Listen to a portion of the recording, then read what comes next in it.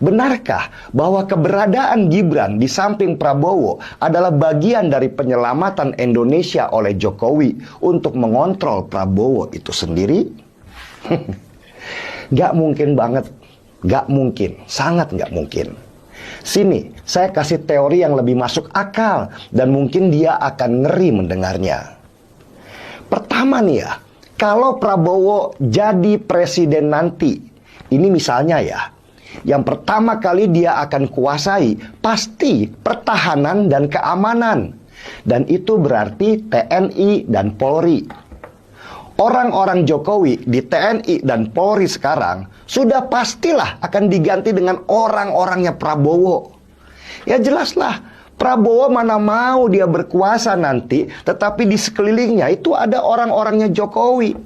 Dia butuh keamanan, apalagi dia nanti yang pegang tongkat kekuasaan. Kaki-kaki Jokowi yang selama ini dia jadi presiden ditaruh di berbagai lini, itu akan dipotong besar-besaran supaya tidak jadi musuh dalam selimut oleh Prabowo. Apalagi Prabowo juga belajar bahwa begitu mudahnya Jokowi mengkhianati PDI Perjuangan dan Megawati yang selama ini membesarkan dia. Berarti kemungkinan besar Jokowi bisa saja akan mengkhianati Prabowo nantinya. Prabowo di dalam hati pasti sudah sulit percaya pada Jokowi. Kalaupun dia sekarang masih baik-baik saja, itu karena dia memanfaatkan Jokowi supaya bisa menjadi presiden saja. Gibran pasti hanya akan disuruh diam karena Gibran adalah representasi Jokowi, jadi juga merupakan ancaman buat Prabowo. Apalagi untuk Prabowo, Gibran itu anak ingusan yang nggak tahu apa-apa, yang hanya dipakai namanya saja. Kalau Gibran sampai sekarang masih terlihat percaya diri, itu karena bapaknya masih presiden aja. Coba kalau nanti enggak, pasti loyo juga.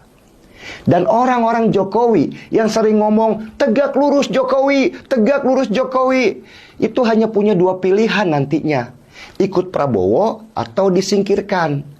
Dan orang-orang tegak lurus itu sudah pasti sebagian besar nantinya akan mengkhianati Jokowi dan merapat ke Prabowo karena sifat dasarnya mereka memang oportunis, bukan idealis.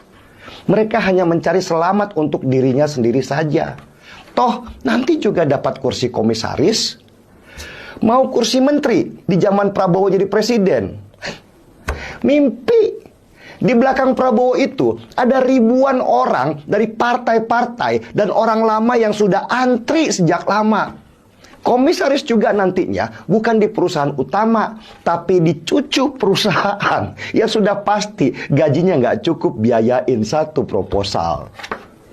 Jadi kalau Prabowo misalnya nih ya, misalnya nanti jadi presiden, jangan mimpilah bahwa Jokowi akan sekuat sekarang ketika dia masih jadi presiden. Jokowi sudah pasti dilemahkan dan disingkirkan karena Prabowo nggak mau ada ancaman. Ini teori yang sederhana sebenarnya, yang seharusnya juga seorang Jokowi tahu itu.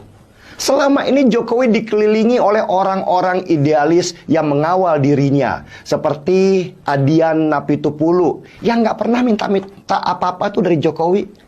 Tapi Jokowi ternyata sekarang merasa lebih baik berteman dengan orang-orang yang sering memuji dirinya, menjilat dirinya, dan meninggalkan orang-orang idealis yang selama ini bersama dengannya. Jokowi harusnya paham bahwa para penjilat yang bersamanya sekarang ini kelak akan menikamnya dari belakang ketika dia sudah tidak lagi dibutuhkan. Jadi bangunlah segera sekarang kawan yang masih bermimpi bahwa Jokowi adalah Superman. Dia manusia biasa yang pasti punya titik kesalahan. Sehebat-hebatnya dia bermain catur, pada akhirnya ada titik dia terjebak permainan lawan. Bukan karena dia tidak pintar, tetapi karena dia terlalu percaya diri bahwa dia akan menang, sehingga tidak waspada terhadap jebakan maut di depan yang menantinya.